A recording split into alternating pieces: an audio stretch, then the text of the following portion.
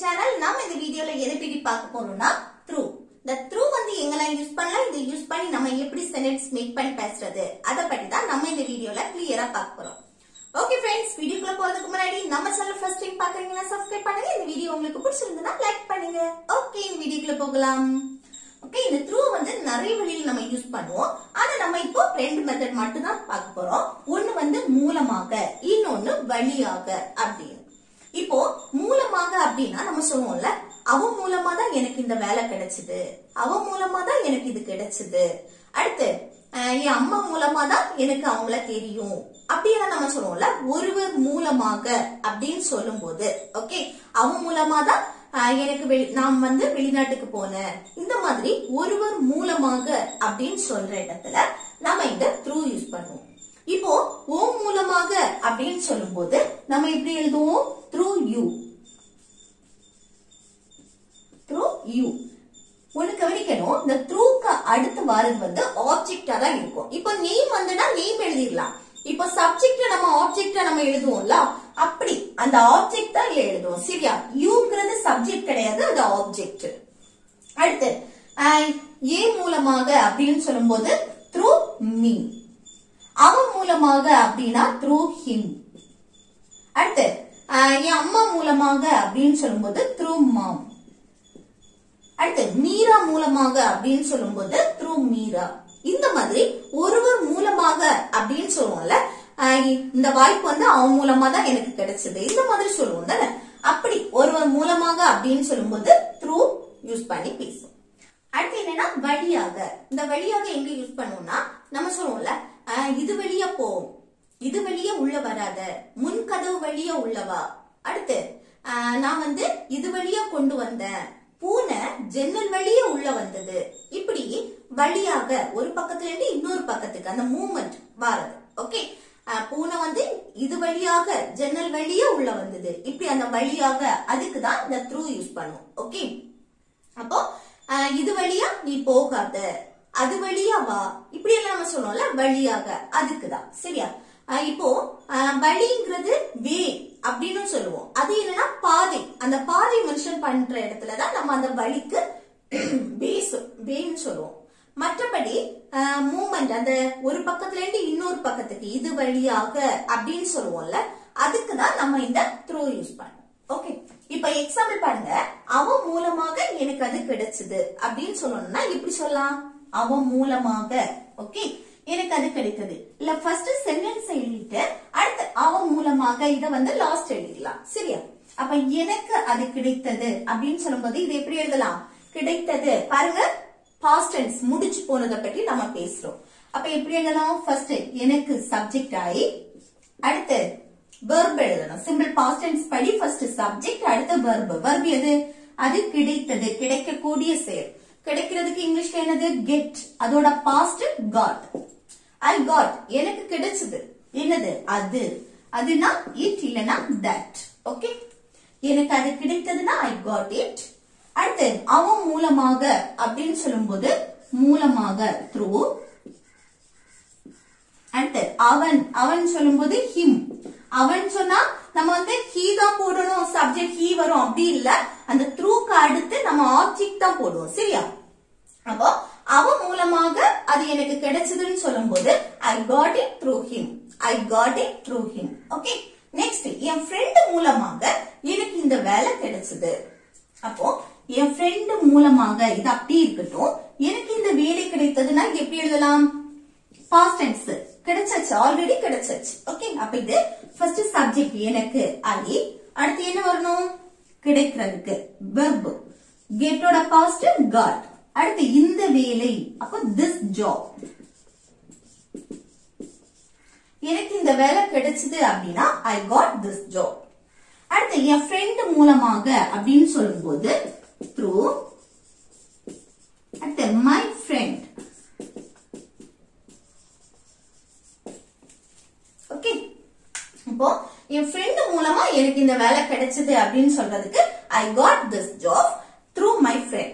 Okay, I got this job through my friend. Next, அவன் மூலமா நான் அதை கண்டுபிடிச்சேன். நம்ம சொல்லுவோம்ல, அவன் மூலமா நான் அதை கண்டுபிடிச்சேன் அப்படின்னு. இது எப்படி சொல்லலாம்? அவன் மூலமாக இது அப்படி இருக்கட்டும். நான் அதை கண்டுபிடிச்சேன் அப்படின்னா பாஸ்ட் டென்ஸ் முடிஞ்சு போனதை பத்தி நம்ம சொல்றோம். அப்ப நான் சப்ஜெக்ட் ஆயி அடுத்து வெர்ப் என்ன கண்டுபிடிக்கிறது. கண்டுபிடிக்கிறதுக்கு இங்கிலீஷ்ல ஃபைண்ட், அதோட past found. Okay, I found நான் கண்டுபிடிச்சேன். எதை? அதை. அதைனா ஈட் இல்லனா தட்னு போட்டுக்கலாம். அடுத்து அவன் மூலமாக த்ரூ. அவள் அப்படின்னு சொல்லும்போது her. ஓகே, ஆப்ஜெக்ட் தானே யூஸ் பண்ணணும். அப்ப அவன் மூலமா நான் அதை கண்டுபிடிச்சேன் அப்படின்னு சொல்றதுக்கு I found it through her. I found it through her. Okay, அடுத்து நெக்ஸ்ட் எக்ஸாம்பிள் பாருங்க. யூடியூப் வீடியோஸ் மூலமா நான் ஆங்கிலம் பேச கற்றுக்கொண்டேன். நம்ம சொல்லுவோம்ல, நான் யூடியூப் வீடியோஸ் மூலமா தான் நான் என்னது ஆங்கிலம் இங்கிலீஷ் பேசுறதுக்கு லேர்ன் பண்ண கற்றுக்கொண்டேன் அப்படின்னு சொல்லுவோம் தானே. அப்ப இது எப்படி சொல்லலாம்?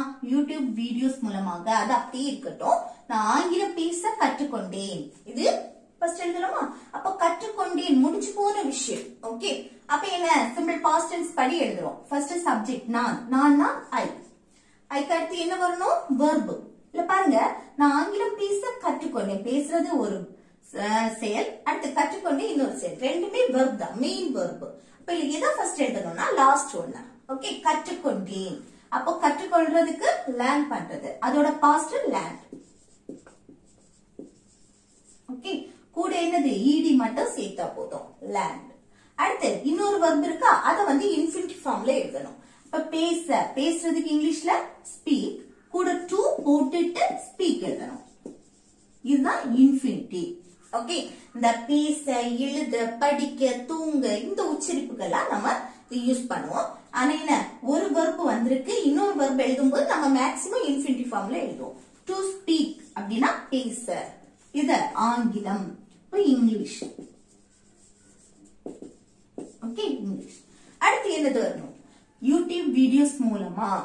அப்போ அந்த மூலமாக, அதுக்கு த்ரூ. த்ரூ. அடுத்து யூடியூப் வீடியோஸ் எழுதுவோமா?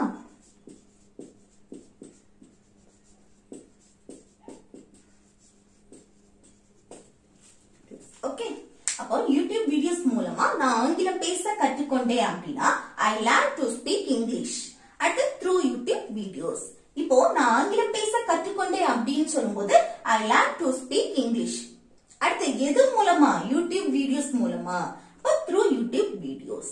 ஓகே, இப்போ I learn to speak English through YouTube videos அப்படின்னு சொல்லும்போது நான் யூடியூப் வீடியோஸ் மூலமா நான் ஆங்கிலம் பேச கற்றுக்கொண்டேன் அப்படின்னு சொல்றேன். அடுத்து அவர்கள் மூலமா நான் வெளிநாடு போனேன். அவங்க மூலமா நான் வெளிநாடு போனேன் அப்படின்னு சொல்லும்போது எப்படி சொல்லலாம்? அவர்கள் மூலமாக, அவங்க மூலமாக, அது அப்படி இருக்கட்டும், நான் வெளிநாடு போனேன். போனேன் பாஸ்ட் முடிஞ்சு போனது. அப்ப எப்படி எழுதணும்?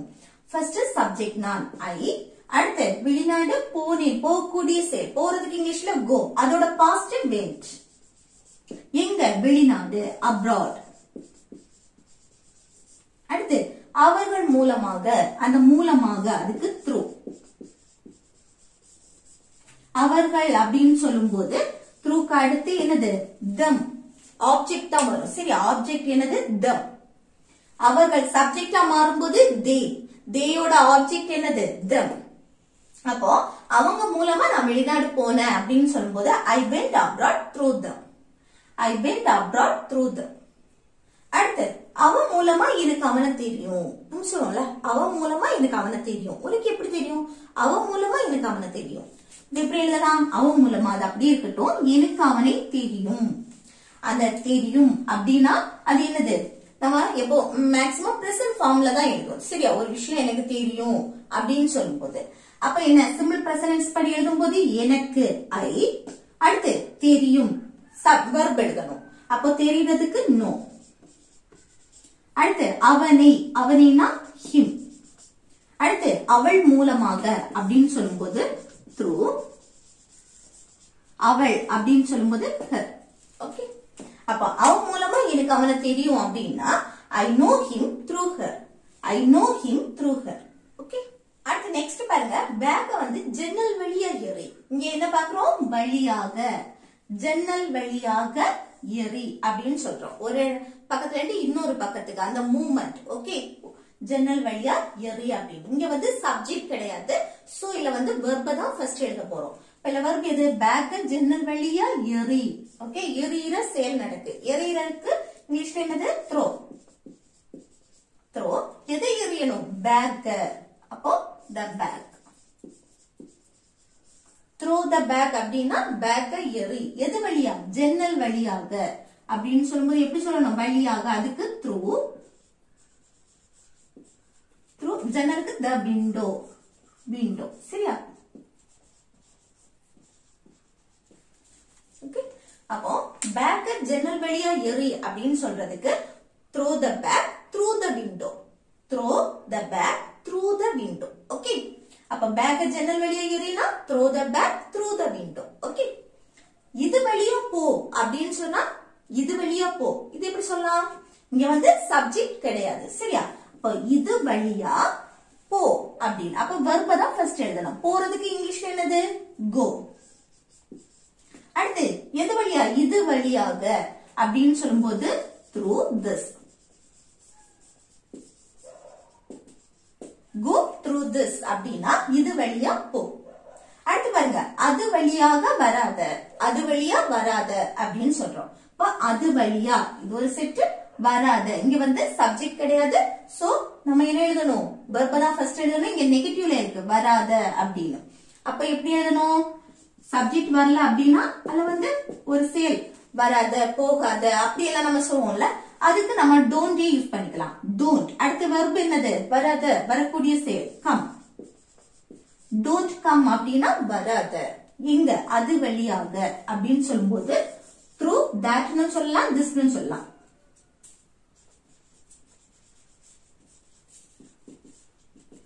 Okay, don't come through it அப்படின்னா அது வழியா வராத. அடுத்து அது வழியா நீ போக கூடாது. அது வழியா நீ போக கூடாது அப்படின்னு சொல்றோம். இப்போ அது வழியா இது ஒரு செட். நீ போக கூடாது இந்த சென்டென்ஸ் ஃபர்ஸ்ட் எழுதலாம். இல்ல சப்ஜெக்ட் வந்திருக்கு பாருங்க, நீ போக கூடாது. அப்ப நீனா யூ. அடுத்து போக கூடாது, ஒரு செயலை செய்யக்கூடாது அப்படின்னு சொல்லுவோம்ல, கூடாது. அதுக்கு நம்ம shouldn't யூஸ் பண்ணுவோம், negative. Okay, shouldn't. should not னு சொல்லுவோம், இல்ல shouldn't. ஓகே, போறதுக்கு இங்கிலீஷ்ல go. அந்த வெர்ப வந்து அப்படியே பிரசன்ட் ஃபார்ம்ல எழுதிடலாம். you shouldn't go அப்படின்னா நீ போக கூடாது. அது வழியாக. எப்படி? அது வழியா அப்படின்னா through. அதுனா இட்னு சொல்லலாம், தட்னு சொல்லலாம். ஓகே, அப்ப அது வழியா நீ போக கூடாது அப்படின்னா you shouldn't go through it. you shouldn't go through it. Okay, அடுத்து நெக்ஸ்ட் பாருங்க, முன்கதவு வழியா உள்ளவா. நம்ம சொல்லுவோம்ல முன்கதவு வழியா உள்ளவா அப்படின்னு. இது எப்படி சொல்லலாம் பாருங்க, முன்கதவு வழியாக. இது ஒரு செட். எது வழியா? முன்கதவு வழியா. அது அப்படியே இருக்கட்டும். உள்ளே வா. ஓகே, அப்போ இதுல வந்து என்னன்னா சப்ஜெக்ட் கிடையாது. சோ வெர்ப தான் ஃபர்ஸ்ட் எழுதுவோம். அப்போ உள்ளே வா. வாரதுக்கு தான், வாரதான் என்னது? Verb, main verb. வாரதுக்கு இங்கிலீஷ்ல கம். உள்ளே அப்படின்னு சொல்லும் போது இன், கம் இன். ஓகே, உள்ளே வா. எது வழியா? முன்கதவு வழியாக. அப்ப அந்த வழியாக த்ரூ. அடுத்து முன்கதவுன்னு சொல்லும் போது the front door.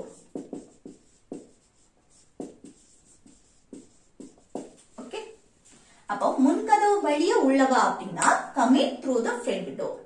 come in through the front door. Okay, next அது ஜன்னல் வழியா உள்ள வந்தது.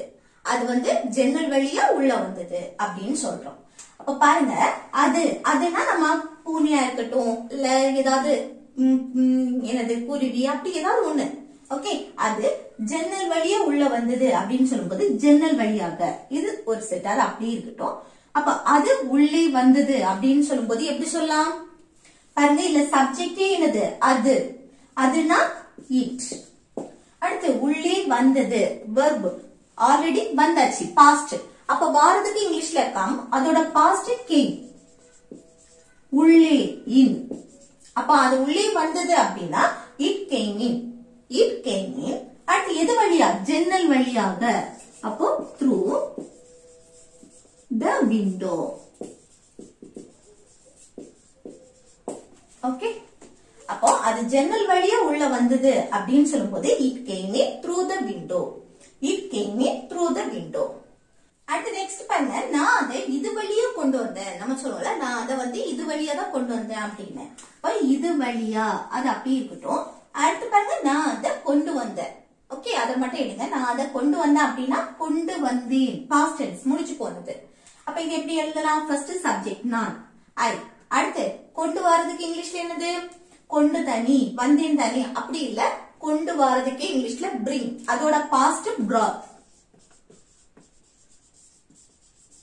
அடுத்து அதில், அதில்னா இட் இல்லனா தட்னு சொல்லுங்க. அப்ப நான் அதை கொண்டு வந்தேன்னா I brought it. ஓகே, இது வழியாக அப்படின்னா through this. ஓகே, அப்போ நான் அதை இது வழியா கொண்டு வந்தேன் அப்படின்னா I brought it through this. Okay, I brought it through this. அடுத்து நெக்ஸ்ட் பாருங்க, இந்த ரெண்டுமே ஹோம்வொர்க். மீரா மூலமா நான் அவனை சந்திச்சேன். இது எப்படி சொல்லலாம்? இது எப்படி சொல்லலாம்னு கமெண்ட் பாக்ஸ்ல கமெண்ட் பண்ணுங்க. அடுத்து பாருங்க, அது வழியா உன்னால போக முடியாது அப்படின்னு சொல்றேன். இது எப்படி சொல்லலாம்னு கமெண்ட் பாக்ஸ்ல கமெண்ட் பண்ணுங்க. ஓகே ஃப்ரெண்ட்ஸ், இந்த வீடியோ உங்களுக்கு யூஸ்ஃபுல்லா இருக்கும்னு நினைக்கிறேன். யூஸ்ஃபுல்லா இருந்துச்சுன்னா இந்த வீடியோக்கு லைக் பண்ணுங்க, உங்க ஃப்ரெண்ட்ஸ்க்கு ஷேர் பண்ணுங்க.